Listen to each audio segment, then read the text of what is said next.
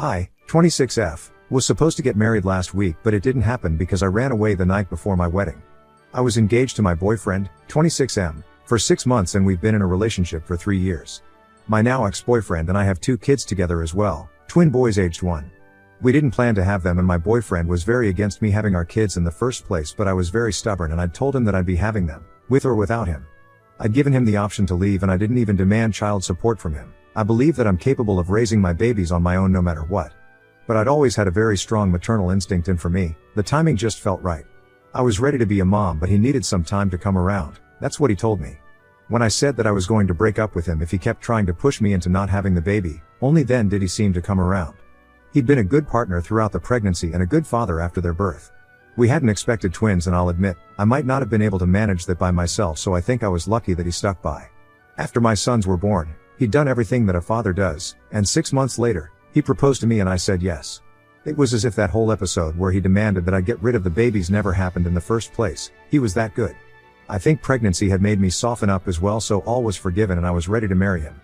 After all, we'd already been together for 3 years and a pregnancy, so I believed that this was the right time. For months, we planned and I was really happy. My parents were also thrilled because they also liked my ex a lot. He was just the perfect guy, but then, one night before the wedding, it was all ruined. I still can't believe that one phone call ruined a 3-year relationship, but I guess it saved me from entering what was bound to be an awful marriage. The day before our wedding, my ex and I were staying in separate places as is customary. I was living in our house while he'd moved to his family's place, which was just a couple blocks away. After dinner, he'd called me to remind me that he loved me and that he couldn't wait to marry me, and that got me really emotional. We had a moment while we were on call, and then, we said our goodbyes and I waited for him to hang up. Fortunately or unfortunately, he forgot to hang up. I think he must not have clicked the screen hard enough, which is a common habit of his. I stayed on the line as well, because I'd heard his father speak to him, and just out of curiosity, I decided to eavesdrop on their conversation because his dad had just asked my ex if he was talking to me. While saying yes to his dad, my ex sounded really dejected and distant, and I could sense that something was off. The conversation that happened next still plays in my head on a loop even though a whole week has passed. My ex's dad then asked him if he still felt the same way as he did 2 days ago, and he said yes. Then, his mother joined the conversation as well and told him that no matter how he felt, he needed to go through with the wedding. My boyfriend seemed to flare up a little and told them that he would do whatever he wanted to and they couldn't push him around like this. To which his dad replied saying that they couldn't force him to marry someone he didn't love, but they could cut him out of their will, so the choice was his. His mother then proceeded to lecture him about how now that he was a father, he needed to grow up and be responsible. It was bad enough that he'd had kids before marriage, but he could still save the situation by getting married instead of continuing to postpone it because he didn't feel ready. If he was ready to have kids, he was ready to get married and commit. That's what his mother said, and his dad agreed. My ex started talking about how this wasn't fair because he was literally being coerced into marrying me even though he was far from ready, just so that he wouldn't be cut out of their will. He told them that they were being very unfair and started complaining about how nobody in his life ever seems to care about whether he's ready for milestones or not, and he always ends up having to deal with stuff he's not prepared for. I didn't care whether he was ready to be a father or not, and neither did his parents, who forced him to stay with me in spite of the fact that the idea of kids terrified him, and now, they were even pressuring him into getting married although he still didn't feel ready. He complained about how unfair we were all being to him, and then, I guess he stormed out and left his phone in the room. His parents continued to discuss how irresponsible their son was being, and that's when I hung up. I was stunned and didn't have any idea what to do next. My boyfriend had only agreed to marry me and stay with me because his parents had threatened to cut him out of their will. That was definitely something I wanted to learn the night before we were supposed to get married. I couldn't even make sense of it for the next couple of minutes. Nothing about his behavior could have told me that he wasn't ready. Yes, we did have that argument when I'd found out I was pregnant initially, but after that, he'd always been a good boyfriend and father, so I literally had no idea that these were his true feelings. He definitely was a fabulous actor, I'll have to give him that. Once I managed to pull myself together, I decided to make a run for it. Thankfully, my kids were with me, and so, I got into my car and drove to a hotel a little out of town. It was kind of late by the time I got there and my kids were getting fussy, so I put them back to sleep, blocked my boyfriend and his family without any explanation, and that was it. I cried the entire night, now that I knew that this past year had been nothing but a huge lie, and then, finally fell asleep at around 4 in the morning. The wedding venue and everything else had been covered by my ex's parents, but they were loaded, so I didn't worry about the money that was being wasted. After all, this was all their idea, so the 3 of them could suffer the consequences. I was out of there. Before I'd gone to sleep, I'd texted all my friends and family that the wedding was off and I'd explain everything later, and didn't give out any other details. I knew that they'd be a no-show at the wedding as well because I'd made it very clear that I didn't want them to go anywhere near my ex or his family, and didn't want them to reach out to them or respond to them either. And I trusted my people, so I knew they'd do what I asked them to without questioning it. I spent the day that I was supposed to get married in the hotel itself, eating away my feelings and playing with my sons since they were the only people I wanted around me at the time. I was devastated and heartbroken, but I had to put up a strong front for their sake, so that's what I did. After a day off, I decided to go back home to collect my things and move out of that house. I dropped my kids off at my parents' place before that, and when I finally showed up, a day later, my ex reacted just the way I'd expected him to. He looked like he hadn't slept and seemed very panicky and concerned, and I still don't know how much of it was genuine and how much of it was an act. He asked me where I'd been and told me that he'd been worried sick about me. Without waiting for me to say anything, he then launched into his story about how he and his family had waited for hours the day before. He said that whatever I'd done was just unacceptable and that I owed them all an explanation and a public apology, since cold feet were not an excuse to humiliate him and his family this way. I didn't say much. I just told him that I'd overheard the conversation that he'd had with his parents the other day. He looked confused for a few seconds, and then, when he finally realized what I was referring to, he had the good sense to look ashamed. I didn't bother to explain or even talk to him after I said that. I went into the house while he waited out in the yard, collected the essentials, and left without another word. I had nothing to say to him, honestly. He'd done what he felt was right, and now I was doing what I thought was right. I wasn't even interested in being a wife anymore. I just wanted to be a mother now, and a good one. That was almost a week ago, and we didn't speak after that, so I thought that this was the end for us. I had nothing to say to him, and he didn't, either. That's what I'd thought. But a few hours ago, he showed up at my parents' place, begging to speak to me. By now, I've obviously told my parents what had happened, and all my close friends know as well, so they were skeptical to let him in, but I agreed to speak to him one last time. I didn't want to let him in case we ended up fighting and screaming at each other because the babies had just fallen asleep and I didn't want to wake them up. So we talked in the front yard itself.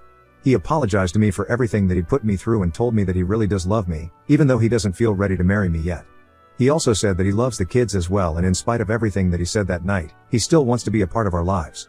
I didn't know what to say to that, or even if I could trust him, since he'd been lying to me and putting up an act for almost a year, so it was natural for me to have my doubts, but I said that I'd think about what we should do next.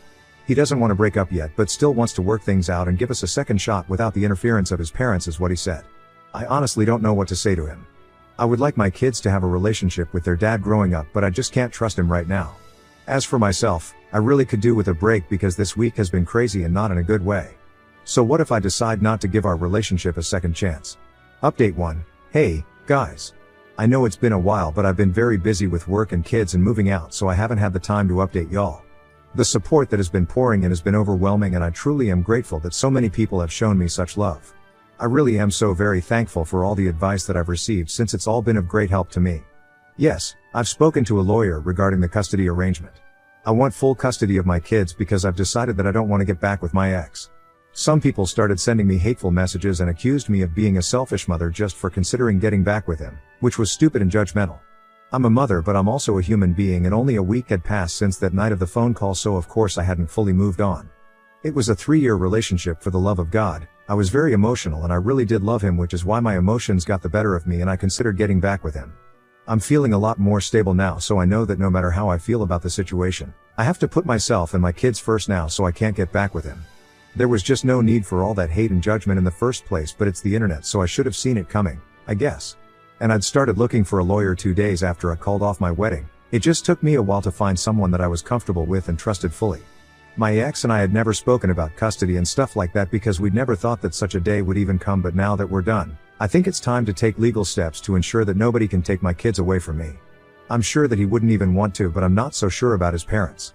They're very conservative and kind of orthodox when it comes to stuff like this, so I'm certain they wouldn't appreciate their son not having custody of their grandchildren and will do everything in their power to stop it. I'm just preparing myself. I last spoke to my ex around 3 days ago and we haven't been in touch since then, which just proves that no matter what he says, he's not ready to be with me and isn't willing to change. Whatever he said the other day about wanting to make things work was hollow and meaningless, because otherwise, he would have at least checked up on me once, which he hasn't. So I know I'm making the right decision by not getting back with him, and honestly, there's just no trust between us anymore, and I'm not going to be with a man who doesn't want to be with me. This is for the best. I'm gonna tell him my decision soon, and I just hope that he doesn't get mad about the custody arrangement, because that's the last thing I need on my plate right now. Update 2. I finally told my ex that I don't want to get back with him, and also said that I'm going to file for full custody, just to give him a heads up. I'd expected him to be alright with it because as far as I knew, he'd confessed already that he wasn't ready for marriage or kids. So he should have felt grateful that I wasn't forcing him into something that he didn't feel prepared for. But he didn't take it well at all, and instead, started arguing with me and told me that I couldn't do this to him. He said that I could break up with him if I wanted to, but I couldn't take his kids away from him. Now that would have made sense if we had a normal relationship, but that's not the case. As you guys already know, my ex didn't want kids in the first place even up until a week ago. He wasn't ready to be a father, but all of a sudden, he was fighting for his kids' custody. I just knew that there must be something fishy and his parents are probably still trying to control him. He was totally panicking while he was arguing, and I was trying to calm him down because we were meeting at a restaurant and I was getting really embarrassed about the scene that he was causing. After a while, he finally calmed down a little and I tried to have a rational conversation with him because, at this point, I just couldn't afford a drawn-out custody battle. I didn't have the money for that and I absolutely didn't have the energy for it. I knew his parents would be able to afford the best damn lawyers as well, so even if I had the upper hand morally, they'd still manage to drag it out. So my best bet was to reason with him and just hope that he doesn't fight this. I tried to tell him that he'd been saying that he wasn't ready for kids up until a week ago, so this was the right way forward for all of us. I'd take care of the kids, which is what I wanted anyway, and he was free to live his life the way he wanted to, unburdened by marriage or kids. I thought that's what he wanted anyway, so this was the only solution. But he said that he'd changed his mind and now, he felt ready to be a father. It just didn't add up, in my opinion, and when he said that he was ready now, it just confirmed that there was definitely something fishy happening. If he hadn't felt ready to be a dad in 1 whole year, then there was no way he'd changed his mind in just a week. So I asked him if there was something that he wasn't telling me, and he admitted that the reason he was fighting so hard was because of what his parents had said. Surprise, surprise, after the wedding was called off and I told him that I knew everything, he told his parents about this and they told him to try and make things right with me immediately, which is why he approached me a week later. They'd said that they'd accepted that I wouldn't marry him since that was out of their control now, but they absolutely wouldn't let him lose custody of their grandkids. Once again, they'd threatened to cut him off if he didn't manage to convince me to go ahead with a joint custody arrangement. He was practically begging me by then to agree to have joint custody of the kids, but I was so disgusted that I just left. I couldn't believe that once again, he was dancing to his parents' tunes even though I'd given him an easy out. He didn't want to be a father, he didn't want to commit to me, but what he did want was his parents' money, which is why he was going to such lengths. If that's all he cared about, then I didn't want him anywhere near our kids, they deserved better.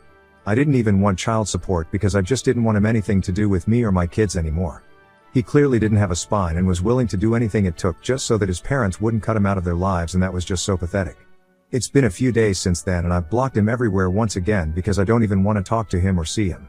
The last message he'd sent me was suggesting that we go ahead with a joint custody agreement and he'd split his inheritance with me once his parents passed away. I can't believe that he's seriously suggesting this crap just for the sake of it. I guess this is what I get for falling for a spoiled brat in the first place. I'm a self-made woman and I've worked my way up without anyone's help. Sure, my parents educated me, but we weren't very rich, so I had to rely on scholarships to pay for college, which meant that I had to work really hard for everything that I have now. And as for my ex, well, he was the only son of uber-rich parents. I don't think I need to say anything else. You guys know what kind of person I'm talking about. I'd thought that he'd changed once he started dating me, and he truly made me believe that he had, but I was wrong. He really is a brilliant actor because he had me fooled for a good 3 years. But now I can finally see him for what he truly is, and I don't want to stick around to find out more about him. I'm done and I'm fine with raising my kids on my own.